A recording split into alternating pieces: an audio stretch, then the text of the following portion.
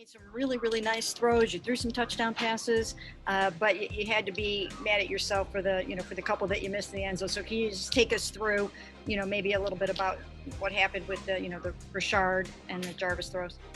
Yeah, no, I think I went on the Higgy one from high to low instead of low to high. So should be putting that ball on Higgins early instead of going from Harrison to him. So just late in the progression, just got to put it on him earlier. And then the one to the left, the rollout throw to Jarvis, just get it down. I mean, plain and simple, I've made that throw 1,000 times. And there was a lot of throws today that, I make consistently. So it's just about making them, but we found a way to win, and that's the most important thing, but I'm always going to be critical of myself. All right, and the next topic here, fellas, the final big topic. The Cleveland Browns ended their 12-year streak of a losing season with a narrow 27-25 win over the Jaguars. Should we be optimistic about the Browns heading into the postseason? Boys, I got to tell you, sometimes the NFL schedule gods just come up clutch. I'm about to list the games the Browns have won this season. The Bengals, the Washington football team, the Cowboys, the Colts, good win. The Bengals, Texans, the Eagles, and basically the a dumpster of teams. And you got to give them credit because, hey, the Cleveland Browns, they're sitting at 8-3, and I feel like it just tells me all I need to know, that for the first time in a million years, the Cleveland Browns are sitting here at 8-3, and no one even knows they exist. Like, that just tells me all I need to know. They're a very, feel-good story, but as I said, the schedule gods threw them a bone and they took advantage. So good job by them. I can't see them winning a playoff game. I'll just throw it out there. Fucking Baker Mayfield, man. Honestly, the only reason why the Cleveland Browns is winning games because of their running game. Nick Chubb and Kareem Hunt been carrying this team all season long for the most part.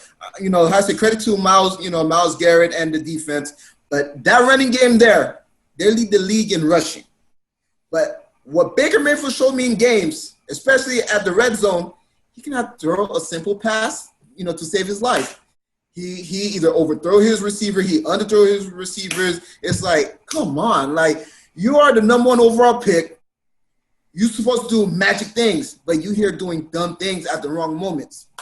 But for the remaining schedule, I'm not going to lie, it's pretty durable. I can really see this team finishing 11-5, even though it tastes nasty to say this. Well, let me ask you guys this. Yeah. Do you think so looking at Cleveland's schedule, they have 2 home games left against Pittsburgh and Baltimore. What is their record in those 2 games? 1-2. 0-2. I think they could beat the Ravens. I don't even think so. The Ravens dismantled them early in the year. I say 0-2. They're only going to lose 5 games this year, and credit to them. If they want to call that optimistic, I'm not going to be pessimistic, okay? It is what it is. But, yeah, man. Cam, you had anything else you was about to say? Yeah, man. I mean, the remaining schedule just like Zach said. What you call them, Zach? Schedule gods. Yeah. The schedule gods just blessed them with another easy win against the Giants, the Jets. But they're definitely losing against Pittsburgh. Definitely losing against Bengals twice. The Texans. Yeah. I mean, come playoff time, I could just see them. I could just see a team just running all over them and sending them home early. Look, man. Listen, man. Y'all already know how I feel about the Browns. So the Browns is out of luck because I've been consistent with the Browns since Baker Mayfield was drafted. So y'all was banking on Cam having good things to say or Zach having good things to say, and they didn't. So I'm sorry. I got to add to the party. Kick that while y'all down. Look, if you want to call it short-term optimism, well, go ahead, knock yourself out. You're going to make the playoffs. Congratulations. Can we all give them a round of applause, please? I think we give them a round of applause. Thank you. But look, it's Kevin Stefanski, head coach of the year. I'll give him that. Head coach of the year. I agree. With Baker Mayfield's non-talented abilities, they only lost 3 games. They run the football with Nick Chubb and Kareem Hunt. They make the throws so easy for Baker Mayfield. Baker Mayfield just got to hit the daggone throws. I mean, Rashard Higgins was so wide open. There was nobody in the same daggone area code as the brother, and he missed the brother in the end zone. But look, the football gods came and delivered.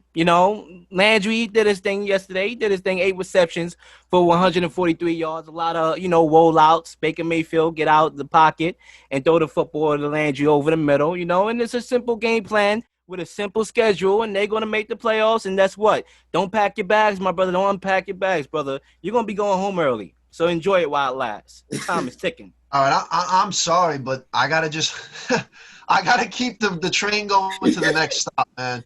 This is bad, but look, I'm not optimistic because we all know, we just broke down and pretty much destroyed the Browns for their horrible schedule that was a blessing to them. But, one thing I will say, Stefanski, I mean, hey, he's done a pretty damn good job with this squad all in all.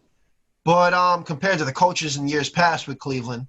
But outside of practically the only credible win, which is Week 5 against the Colts, they've lost to all the credible teams. The blowout to the Ravens Week 1, the Steelers stomped on them Week 6, the Raiders Week 8, all AFC playoff contenders. Ravens, they're sitting on the fence right now, but they're still in there. So you look at their winning streak right now, and like you guys said, Texans, Eagles, and a narrow win against the Jaguars, that shows me there's no optimism there.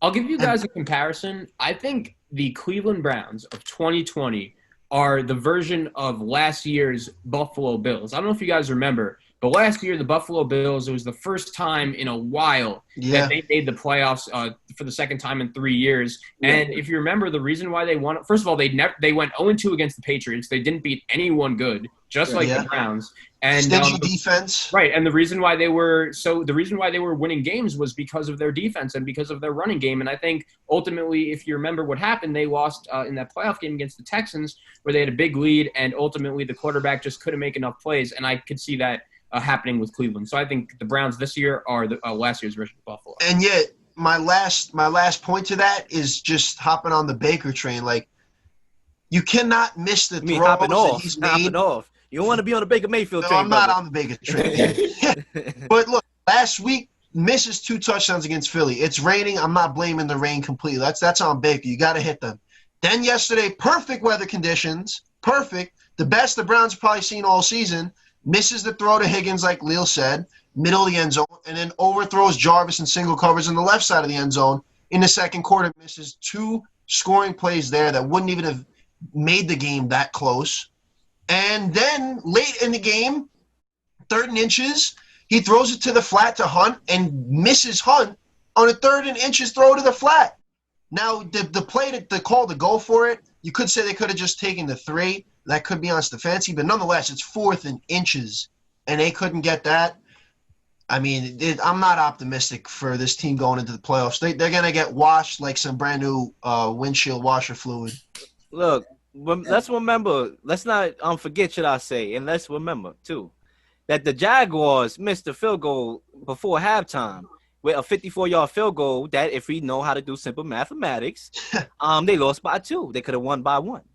Simple mathematics. I don't know. We know here on the show. We talking about the people that don't know they math. They would have won. And you almost lost to the daggone 1-10 Jaguars. So am I supposed to be hysterical?